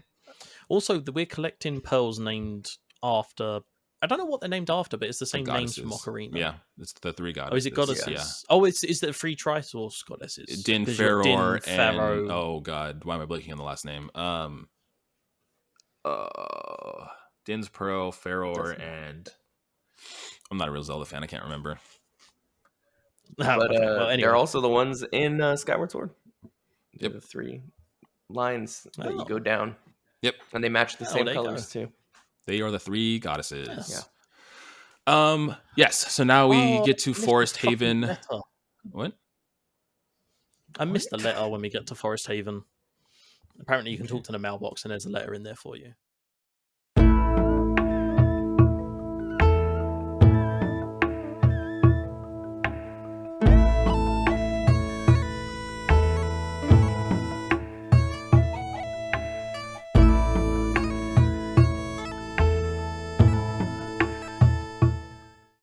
We didn't do that. Oh no, this is where we didn't do it here, but I think it was on Balm Island that we found this letter, and this is where you get the heart piece. This is the ending of the side quest from the mail dude. Oh, okay, right. Yeah. The boat lion tells us that this is a very the boat lion. Every time it's funny. Tells us that this is a very sacred place, that inside is the great, and it says great in this walkthrough, Deku Tree, even though they go in and out from saying great in the dialogue of the Deku Tree as well. This one is great. Let me tell you, its face is not great. If you've seen the Deku Tree in any of the other Zelda games, this is an ugly motherfucking Deku Tree. This is a rough. Yeah. I don't know if it's the seawater or he's bloated and scary. There's a couple new enemies. This is what happens when you feed on salt water. Yeah, exactly. There's a couple new enemies that we face going up to the entrance of the Forest Haven, which is the Bokobabas, which are little plants that you can kill and they give you sticks. And then there's the squid things that the Octoroks that we were talking about earlier in the episode. Yeah, they give you seeds as well. Yes, they do give you seeds. We get into the Forsaken. Nope. We get into the Forest Haven and we see the Great Deku Tree is here, and he is covered in choo-choos, and if you tug and roll towards him, got some acne problems, bro. Exactly. If you tug and roll towards him, the choo-choos fall off, and you kill them, and he is very grateful. Not the most handsome of the Deku Trees, but that's okay. You know, he gets shit done. He's okay. Fun fact: I don't know if you remember, but at the end of not the end of Ocarina, but after we beat the first temple in Ocarina, the Great Deku Tree dies, and then a little sprout comes up.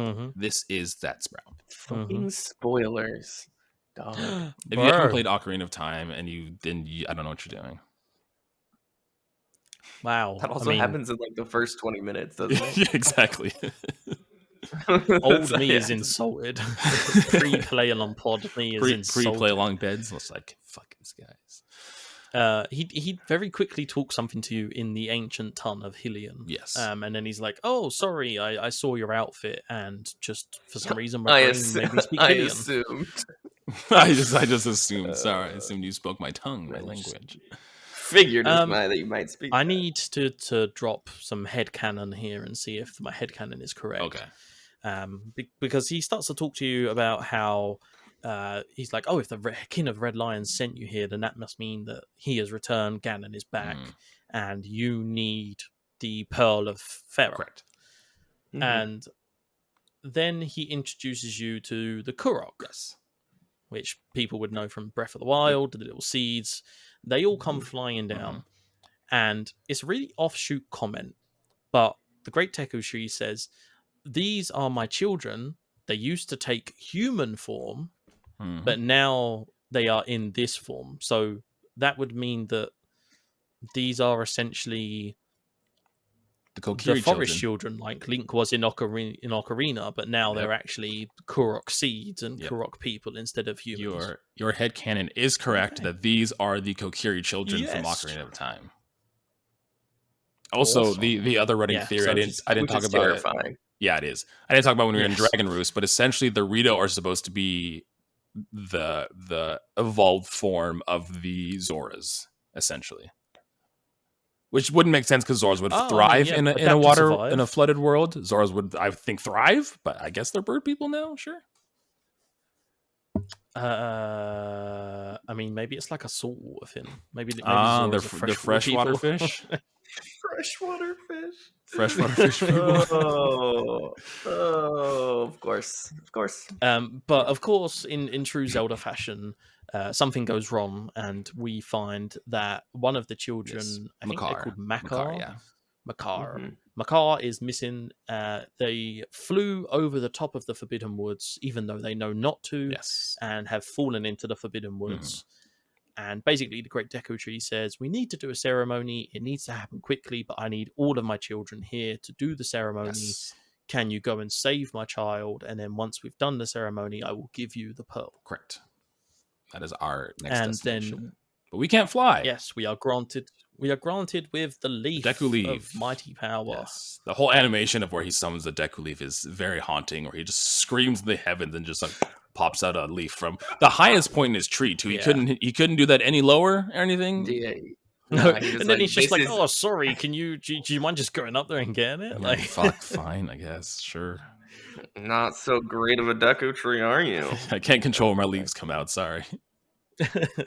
This was an interesting bit of platforming for me. So before I did this, I went around the back of the Deku Tree and I caught the forest firefly. Did not do that. Which is something I need to do the Picto Box quest on Windfall. Yes. And now you have to jump into these weird little purple shrub fins, and they essentially shoot you up, and you can move them around before they shoot you, and you have to jump from pod to pod to pod and work your way up the tree. Yes. It's fine. And then you get the leaf. Fun little bit of platforming. Yeah. Yeah, once you get the hang of it, it's fine.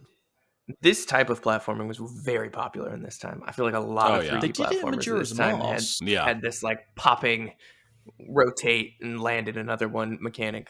I can't actually come up with any examples. They did it in Majora's Mask. They all you had did like that. You could turn into like a Deku shrub and pop out and you float. You would like go into the flower and then you'd shoot up and float down. Yeah, very similar. But very similar. So now we have the leaf. It's a wombo combo leaf. We can use it to bat wind towards enemies or objects, and we can also use it as a paraglider. Yes, this also gives us the magic meter now, because using the Deku leaf as we fly, it uses up magic. So when you slash grass now, little kind of pots will show up, and they will let us refill our magic meter. Before we head towards the Forbidden Woods, that's what it's called? Forsaken Woods? Yep. Forbidden Forest, I think. Mm-hmm. Yeah. One thing that you can do is after you get to the very top and you leave the Forest Haven, you can fly, change the wind to, I don't know what direction it is, but you can fly kind of towards the right, and there is a little like vault that's on the ground.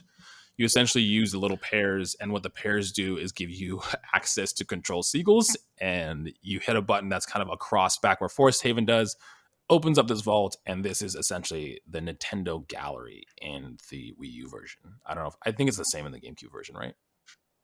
I don't know. I believe so, yeah. It says it's here, but it just says that it's only needed for completing the game 100%. Right. Apparently it doesn't have much of a reward. No, it doesn't. And pretty much what you do is you have to have the deluxe Picto Box to even do this in the first place, so you have to get that first. But what you can do is you take pictures, and he turns those certain pictures into like figurines. And if you're like a completionist, then there's like a room full of these figurines that you can do. And I think if you get all of them, you get like a Link riding the King of Red Lions figurine, and that's like you've completed like that section kind of thing. Oh, that's pretty cool though. Yeah. That's nice. If you're a completionist, that's a nice thing. Yeah. So there's that little thing. If you do that, then you have to go back through the Forest Haven and jump through the little pods again, going up the Deku Tree to get back to the area where you were in the first place. But you fly over to a little platform with the cyclone surrounding it, and essentially you just have to time it right, because the entrance to the second temple is a little higher than where we are now, a little higher elevation, and you use that cyclone to get to that higher elevation to get to the entrance to the second temple, and Forbidden Woods. Forbidden Woods, yeah. This is where I got my golden feather, because there are the little fly guys. 3 little orange flying They're called P-hats. You can grappling hook them. Oh, P-hats, there you go. You can grappling hook the P-hat, and you can get golden feathers. Don't ask me why they're called P-hats. I have no idea why they're called P-hats. Cake up big lips and P-hats, baby. We're playing through floppy lips and P-hats.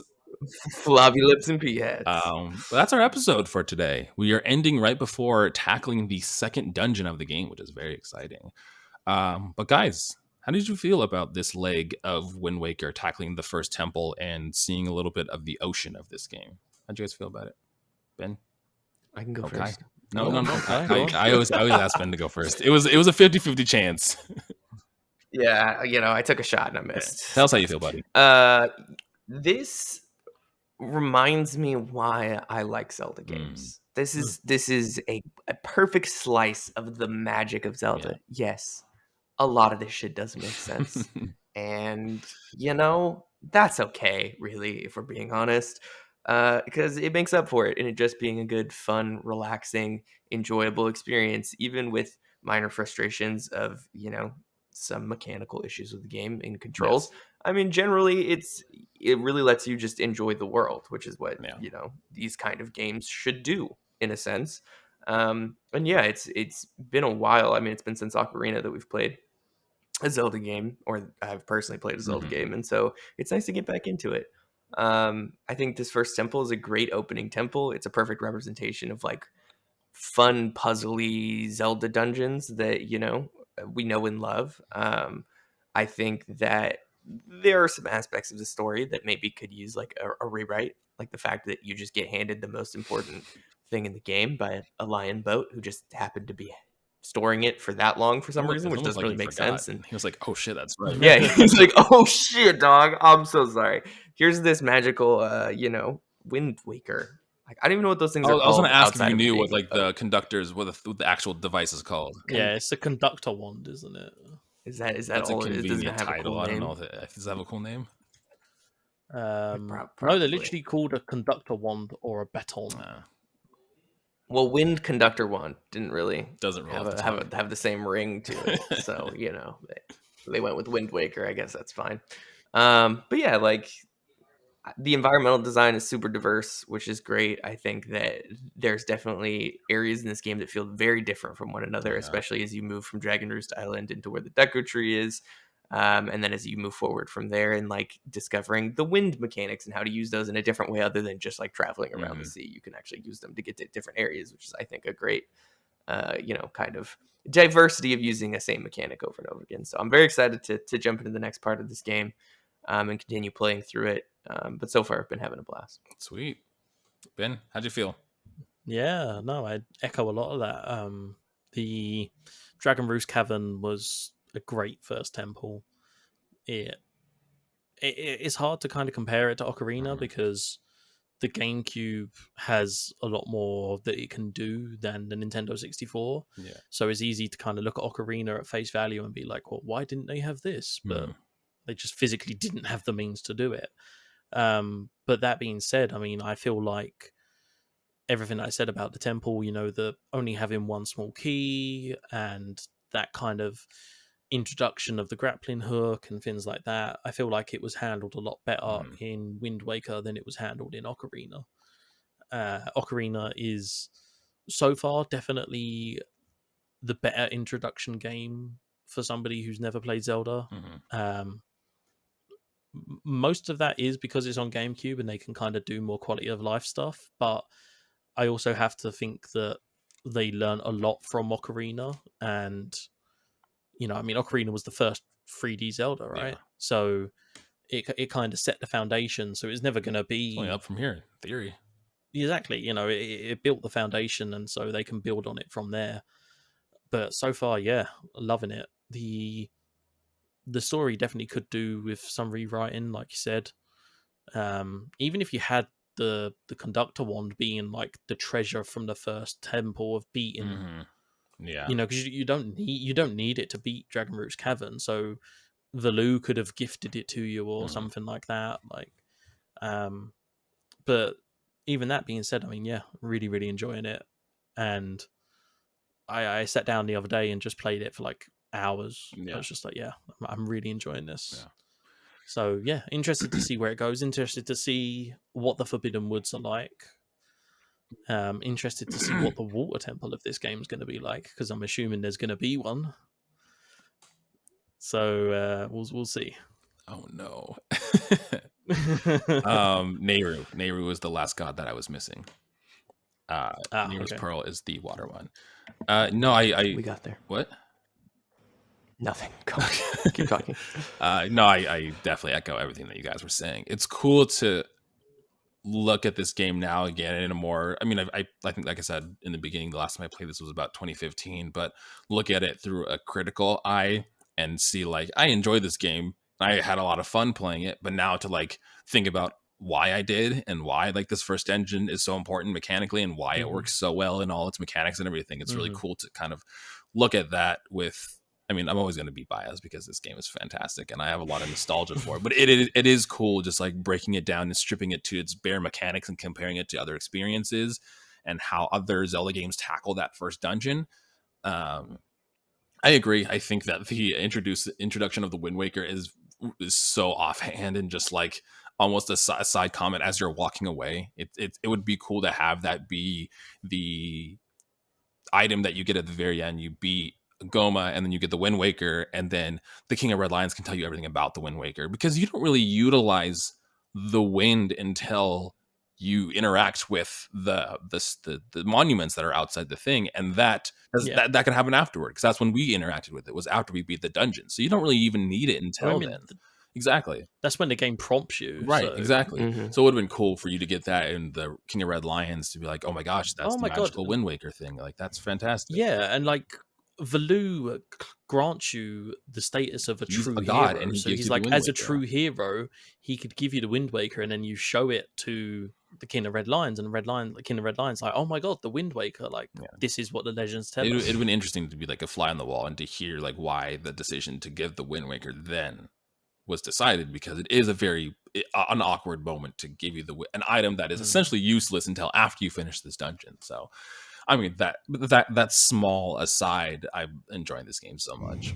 It is interesting hearing your perspective of like, because in my head, when you first initially go out to the Great Sea, for one, the Great Sea music is fantastic, but like in my head, I'm like, oh yeah, there's all these other islands that you can go to, and I hadn't clicked that those islands are also on the way to your destination, and that's why you can explore them. And if you try to deviate from that, then you kind of get pulled back into the route that you need to go. So it's like, oh man, I thought this is like at least somewhat open. I mean, and maybe it opens up later, but I mean, it's a Zelda game. You're only going to be able to tackle things in the linear narrative that has you go through. Exactly. So even if you can visit areas sooner than you're able to, I don't think anything's going to come out of that at all. So, and I mean, it's nothing to do, like they've proven on Bon Island that there is a way to lock off the area by simply being like, you don't have the item to get into this area. So there's no reason in my head as to why a future island couldn't be locked behind some sort of mechanic or some sort of item that you don't have to gain access to it. Yeah, exactly. I mean, if I was designing this game today and I was looking through it, like, I think that's what Breath of the Wild did really well, is that there is that central narrative, but it uses like, oh, there's 3 things you have to get. However, you tackle it in any way you kind of want to. You can tackle it any direction, and the same with this. Like, you're getting 3 pearls, so it doesn't matter, like, in which order. Of course not. Like, you can get 3 pearls in any way theoretically, and so it'd be cool to have 3 separate kind of main islands that you can go to right off the bat. That's like, hey, we need to get these 3 pearls, but it's up to you, and then have things on each island that are only accessible once you get the items from the other ones. So you can kind of go back and be like, oh, I'm going to explore this, original place. I got the Dragon's Pearl. That just whatever. Like, that needs like reworking, because clearly like the second dungeon is going to have grappling hook spots, because that's just how it works. We have the grapple hook now. So it would just take reworking of not like having an item specific from a previous dungeon to work in the following dungeon and having that. I mean, you can have them as long as they're not a main. Like with I mean, just throwing Pawprint Isle there.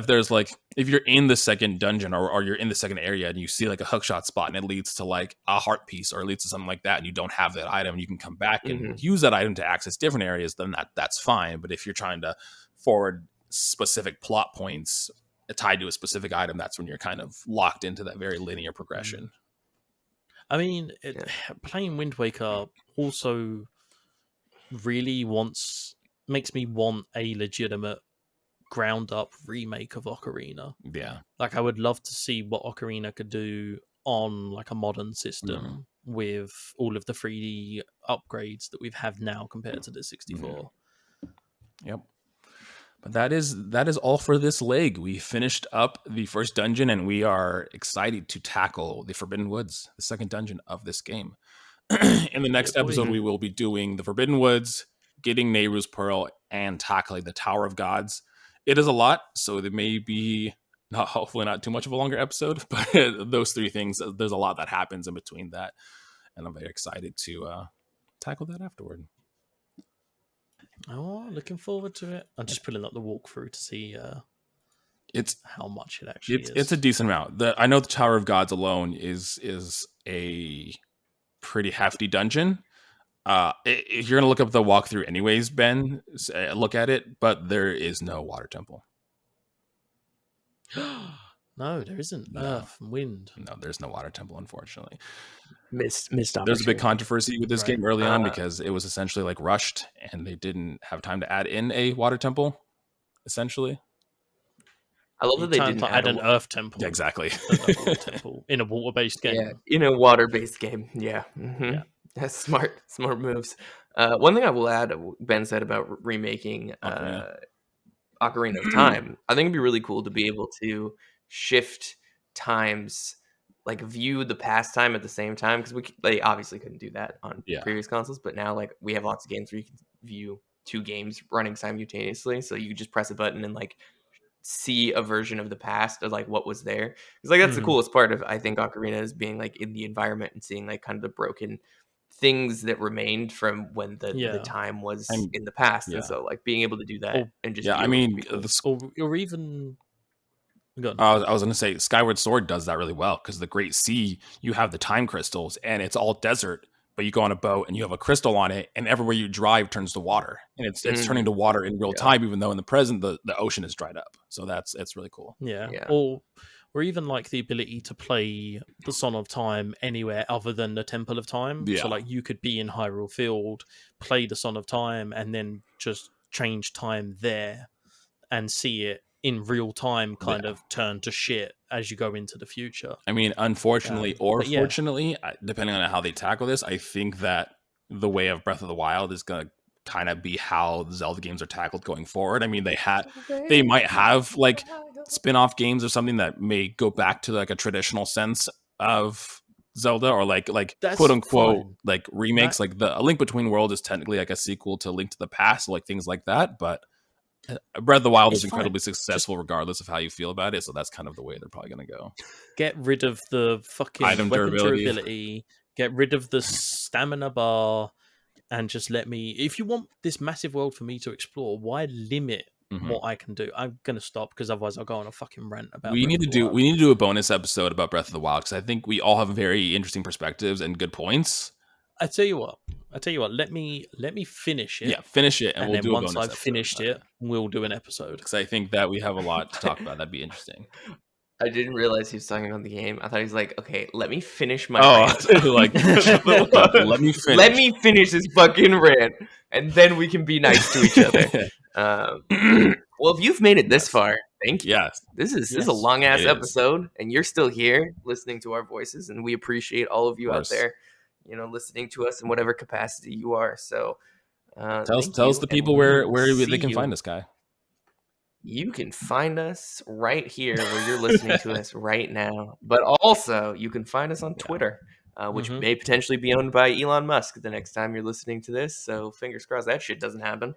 Or you can find us on wherever you get a podcast, or Instagram, or TikTok, LinkedIn, Pinterest. You say those in the same order. It's always LinkedIn. Guys, all of our links are in our link tree. Just check them out, and you can see where we have all of our stuff there. But Twitter, Instagram, TikTok at PlayAlongPod, and thanks to the sponsor of this episode, you can find us on pretty much any good podcatch service. Thanks Anchor for being Thank you, Daddy Anchor.